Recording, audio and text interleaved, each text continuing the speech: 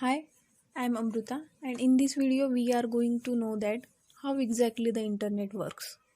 Because we are using internet in every single day and we don't know how exactly internet works. So what is internet? Internet is just a long piece of wire and that wire connect different computers.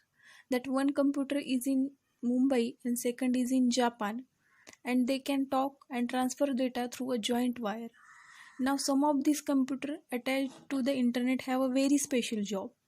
They have to be online 24 by 7 and serve data and file that you are requesting or accessing website.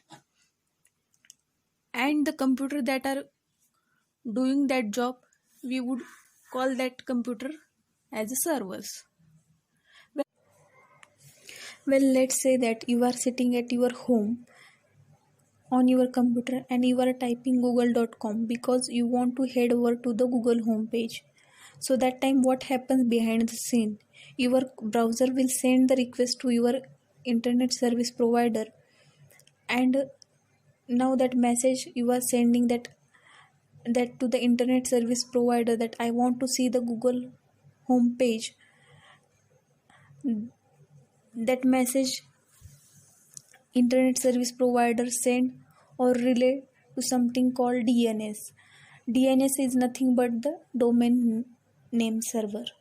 DNS server will look up in its database and check exact IP address of that website that you want to access. Every single computer that connected to the internet have a IP address like a postal address of your computer. So that when people need to send or receive data, receive files or data on the internet, each computer can be located a unique IP address, and once that DNS server find the IP address, it send that data back to your browser, and now you know the exact address where you want to find the Google homepage. So that thing happen is send direct request to the address through the internet service provider, and this message will be delivered via called the backbone. Now internet backbone isn't a short analogy for some clever programming. It's literally a backbone of internet.